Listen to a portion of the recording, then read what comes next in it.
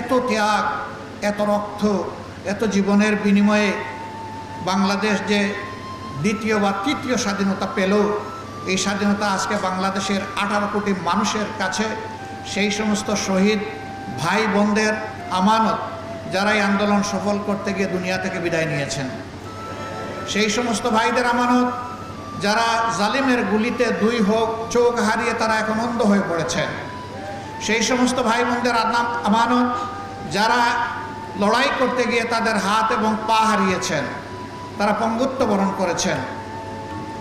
আপামর জনতার এই আমানত আমাদেরকে বহন করতে হবে এবং তার প্রতি সম্মান দেখাতে হবে। বর্তমানে যে সরকার আছে, জনগণই তাদেরকে এই দায়িত্ব দিয়েছে।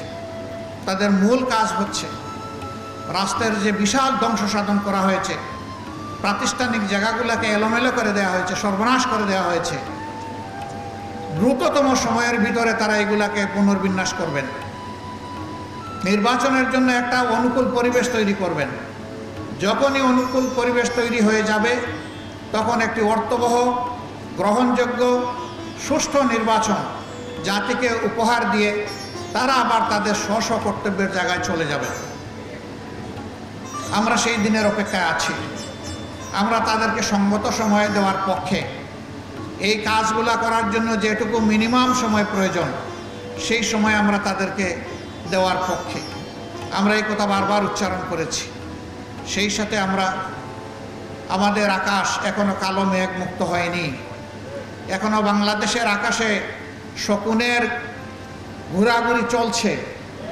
এই ব্যাপারে আমরা যেন আত্মতৃপ্তিতে না ভুগি যে আমরা বোধহয় পরিপূর্ণ সফলতা বা বিজয় পেয়ে গিয়েছি। বাংলাদেশের মানুষকে হয়তো আরও অনেক ত্যাগ স্বীকার করতে হবে। আল্লাহ তাআলার কাছে দোয়া করি, সকল ত্যাগের বিনিময়ে আমাদের দেশটাকে যেন আল্লাহ তাআলা পরিচ্ছন্ন করে দেন, আল্লাহ তাআলা যেন জুলুম মুক্ত করে দেন, আল্লাহ তাআলা যেন ন্যায় এবং ইনসাফের ভিত্তিতে একটা সমাজ বিনির্মাণের তৌফিক এই জাতিকে দান করেন। যে দলই ক্ষমতায় আসে, তারা যেন এদেশের প্রত্যেকটি মানুষের আমানতের প্রতি সম্মান প্রদর্শন করে। আমাদের যুব সমাজ, ছাত্র, তরুণ এবং সমস্ত মানুষ একটাই স্লোগান তখন বারবার দিচ্ছিল, উই ওয়ান্ট জাস্টিস। এই সামাজিক সুবিচারটা বাংলাদেশের জনগণ একেবারেই পায়নি, বঞ্চিত। সুবিচার যদি প্রতিষ্ঠিত হয়, এটা শুধু হাইকোর্ট, সুপ্রিম কোর্টে, জজ কোর্টে হবে না, ম্যাজিস্ট্রেট কোর্টে হবে না, এটা প্রত্যেকটি পরিবার থেকে শুরু করে রাষ্ট্রের সর্বোচ্চ চূড়া পর্যন্ত সুবিচার কায়েম হবে ইনশাআল্লাহ। এই সুবিচার কায়েম না হওয়া পর্যন্ত স্বাধীনতা বারবার অর্জন করলেও তার স্বাদ ভোগ করা আমাদের পক্ষে সম্ভব হবে না। এই জন্য সুবিচারের এই বীজতলা তৈরি করা এখন এই জাতির দায়িত্ব। যারা এখন সরকার পরিচালনায় আছেন, আমরা যারা রাজনীতির মাঠে আছি, আপনারা যারা বিভিন্ন পেশায় নিয়োজিত আছেন, এই জায়গাটা তৈরি করা এখন সমন্বিতভাবে আমাদের সকলের দায়িত্ব। এই জন্যে সমাজের অতি গুরুত্বপূর্ণ একটি স্তম্ভ হচ্ছে সাংবাদিকতার জগৎ। সাংবাদিকরা হচ্ছেন ওয়াচডগ। তারা উপর থেকে সব কিছু দেখার চেষ্টা করেন এবং তারা জনগণের ভাষা অনুযায়ী ভাষা বুঝেন, পড়েন এবং তা মানুষের সামনে তুলে ধরেন। এ কারণেই তাদেরকে বলা হয় জাতির বিবেক। কিন্তু সেই বিবেকগুলো গত 15 বছর, 15.5 বছর আফসোসের বিষয়, তারা বিবেক অনুযায়ী তাদের দায়িত্ব পালন করতে পারেননি। তাদের উপরে অত্যাচারের খড়গ নেমে এসেছে, সাংবাদিকদেরকে হত্যা করা হয়েছে, সামান্য একটি স্ট্যাটাস অথবা একটি রিপোর্ট ছাপার অভিযোগে তাদেরকে টেনে হেঁচড়ে জেলে নেওয়া হয়েছে, জাতির বিবেককে কারাবন্দী করা হয়েছে, তাদেরকে হুমকি ধমকির মধ্যে রাখা হয়েছে, অদৃশ্য উপরের নির্দেশের কথা বলে তাদের কলমকে অচল করে দেওয়া হয়েছে, তাদের মুখে এক ধরনের তালা ঝুলিয়ে দেওয়া হয়েছিল। 5 তারিখের পর থেকে হাতের কলম মুক্ত হয়েছে, মুখের তালাও সরে গিয়েছে। আমরা চাই এইটা যেন, এই মুক্তি এবং তালা সরে দেওয়া, এটা যেন চিরদিনের জন্য হয়। আপনাদেরকে বলা হয় সমাজের দর্পণ। আয়না কখনো কোনো কিছুকে বাড়িয়ে দেখায় না, আবার কোনো কিছু হাইডও করে না, গোপনও করে না, যা আছে তাই তুলে ধরে। অনেক সংবাদপত্র সংবাদের নামে, নিউজের নামে নিজেদের ভিউজ তুলে দেন। তার ভিতরে যা খেলে যে চিন্তা, তিনি যা চান সেইটা নিউজের নামে চালায় দেন, এটা আসলে জনগণের জন্য, সমাজের জন্য কল্যাণকর নয়। আপনি নিউজের জায়গায় নিউজটা দেন, ভিউজের জায়গায় আপনি ভিউজটা লেখেন, তাতে কোনো সমস্যা নেই। জনগণ আপনার ভিউজ যদি কবুল করে আমাদের কোনো আপত্তি নেই। এই জায়গায়ও আমাদেরকে ফেয়ার স্ট্যান্ডার্ড এস্টাবলিশ করতে হবে। এই জায়গাটা যদি পরিচ্ছন্ন হয়, আমাদের বিচারাঙ্গন যদি পরিচ্ছন্ন হয়, তাহলে বাংলাদেশের মানুষের বেশিরভাগ ক্ষেত্রে মুক্তি অর্জিত হবে ইনশাআল্লাহ। অতএব এই দুই স্তম্ভকে আমাদের শক্তিশালী করতে হবে সকল কিছুর বিনিময়ে। ধরেন আল্লাহর ফয়সালার ব্যাপার, কে ক্ষমতায় যাবে না যাবে, অন্যের দায়িত্ব নিয়ে আমরা কথা বলতে পারি না, এ অধিকার আমাদের নেই। আমরা আমাদের দায়িত্ব নিয়ে কথা বলবো। এ কাজের জন্য যদি রাব্বুল আলামিন আমাদেরকে কবুল করেন, জনগণের হাত যদি আমাদের দিকে সম্প্রসারিত হয়, আমরা আপনাদেরকে কথা দিচ্ছি, আমরা আপনাদেরকে আহ্বান জানাচ্ছি, সেই দিন আপনারা যা বুঝেন আপনারা স্পষ্ট কণ্ঠে বলবেন, মুক্ত হাতে লিখবেন, আমাদের তীর্যক সমালোচনা করবেন এবং দেশাত্মবোধ নিয়ে আপনারা সেই সমালোচনা করবেন। আমরা সেই সমালোচনাকে আমরা আহ্বান জানাই, আমরা ওয়েলকাম করি। আমরা চাই না একটা বুবা জাতি তৈরি হোক, আমরা চাই না একচোখা একটা জাতি তৈরি হোক, আমরা চাই একটা চক্ষুষ্মান জাতি যেন আমরা আগামী দিনে দেখতে পাই। তরুণ ছাত্র বন্ধুদের প্রতি আমাদের অনুরোধ, তোমাদের বিশাল একটা কাজ তোমরা আমাদেরকে করে দিয়েছো, আমরা এই জাতি চিরদিন তোমাদের কাছে ঋণী থাকবো ইনশাআল্লাহ। বিশেষ করে যারা জুলুমের শিকার হয়ে, বুলেট বিদ্ধ হয়ে, হায়নার হাতে নিহত হয়েছে, তাদের সকলের জন্য আল্লাহর দরবারে দোয়া করি, আল্লাহ তাদেরকে ক্ষমা করুন, আল্লাহ তাদের শাহাদাত কবুল করুন। যারা বেঁচে আছে আল্লাহ তাআলা তাদেরকে সুস্থতার নিয়ামত দান করুন। তোমাদের প্রতি আমাদের অনুরোধ, তোমাদের নিজেদেরকে গড়তে হবে, শিক্ষা প্রতিষ্ঠানে ফিরে যেতে হবে এবং আগামী দিনের কারিগর হিসাবে নিজেকে প্রস্তুত করতে হবে।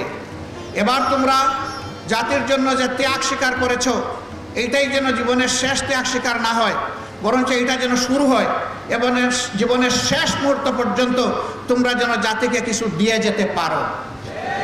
আমরা এইরকম একটি উজ্জ্বল, সম্ভাবনাময়, অত্যন্ত দক্ষ, চরিত্রবান, আল্লাহভীরু একটি যুব সমাজ আগামী দিনে কামনা করি। তোমরা যেন নিজেই একটা ইতিহাস হোক, পরবর্তী প্রজন্ম এসে তোমাদের থেকে উৎসাহ নেই যে আমাদের পূর্ববর্তী যুব সমাজ তাই করেছিল, অন্যায়ের সামনে বুক পেতে দিয়েছিল। সেখানে একজন খুনি অফিসার বলতেছে, স্যার একটাকে গুলি করি সেই পড়ে, আরেকজন সরে না স্যার। আমরা ওই সমাজ চাই, এটা নিয়ে যেন আগামীর তরুণরা গর্ব করতে পারে যে আমাদের আগের প্রজন্ম এটা করে গিয়েছে, এটাই আমাদের পথ। অন্যায়ের কাছে মাথা নত করব না, আমরা সমুন্নত রেখে অন্যায়ের প্রতিবাদ করব। প্রিয় সম্মানিত ভাইরা, যেহেতু আসরের সময় হয়ে গিয়েছে, এই জন্য আমি আমার কথা লম্বা করব না। আমি সকলের প্রতি অনুরোধ করব, আসুন পরম বিচক্ষণতা, সতর্কতা এবং ধৈর্যের সাথে আগামীর পথ চলি। আসুন মহান আল্লাহর পর আমরা পরিপূর্ণ নির্ভরতা বা নির্ভরশীলতা আমাদের মধ্যে অর্জন করি, আল্লাহর পর তাওয়াক্কুল করি, আল্লাহকে ভয় করি সকল কাজে। আমি একটা সুন্দর সমাজ চাইব, আমি সুন্দর হব না, এটা হতে পারে না। সংশোধন আমার থেকে হতে হবে, আমাকেই মেলে ধরতে হবে। এই দেশে যারাই হিন্দু, মুসলমান, বৌদ্ধ, খ্রিস্টান যারাই বসবাস করে সবাই বাংলাদেশি, সবাই এদেশের সুনাগরিক, এদেশের গর্বিত নাগরিক।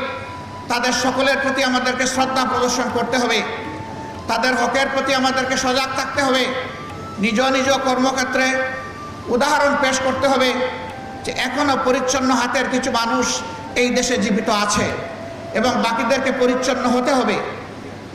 এই বাস্তব শিক্ষাটা সমাজে তুলে ধরতে হবে। যদি পেশার দক্ষতায় এবং দায়িত্বপরায়ণতায় আমরা যদি একটা মডেল পেশ করতে পারি, পথ হারাই জাতি ইনশাল্লাহ পথ ফিরে পাবে। আজকে সবগুলা চেয়ার, সবগুলা গদি নষ্ট হয়ে গিয়েছে, অপবিত্র হয়ে গিয়েছে। এইগুলাকে পবিত্র অবশ্যই আমাদেরকে করতে হবে ইনশাআল্লাহ। এর জন্যে ওই ক্ষমতা দখলের বা গদি দখলের লড়াই আমাদের কাজ নয়। দক্ষতার জায়গায় নিজের দক্ষতা ফুটিয়ে তুলতে হবে আন্তরিকতার সাথে। আল্লাহ যেন এই তৌফিক আমাদেরকে দান করেন। আল্লাহ রাব্বুল আলামিনের দরবারে আবারও শুকরিয়া আদায় করছি। 1 মাস আগে যা কল্পনা করিনি, আল্লাহ তাআলা নিজেই তার কুদরতি খাজানা থেকে এই জাতিকে একটা মহা উপহার দান করছে। রব্বুল ইজ্জত, তোমার এই মেহেরবানি শুকরিয়া আদায় করার শক্তি আমাদের নেই, তারপরে তোমার সেখানে ভাষায় বলবো আলহামদুলিল্লাহ রাব্বিল আলামিন।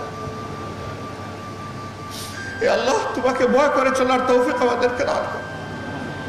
প্রিয় দেশ এবং জাতিকে ভালোবাসার শক্তি আমাদেরকে দান করো। যে সমস্ত মায়ের মুখ খালি হয়েছে, যে সমস্ত বোনেরা বিধবা হয়েছে, যে সমস্ত শিশুরা এতিম হয়েছে, যে সমস্ত যুবক যুবতী ভাই হারা হয়েছে, হে আল্লাহ, তুমি তাদেরকে সবরে জামিল দাও। এই প্রত্যেকটা পরিবারের প্রতি তুমি পুষিয়ে দাও। এখন যাদের উপরে রাষ্ট্র পরিচালনার দায়িত্ব আছে, তারা যেন কখনো এই জাতির আশা আকাঙ্ক্ষার বাইরে চলে না যায়, তাদেরকে সেই শক্তি দান করো।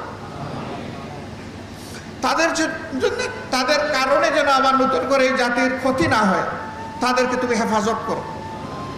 সকল চ্যালেঞ্জ ঐক্যবদ্ধ জাতি হিসাবে আমাদেরকে মোকাবেলা করার শক্তি তুমি দান করো।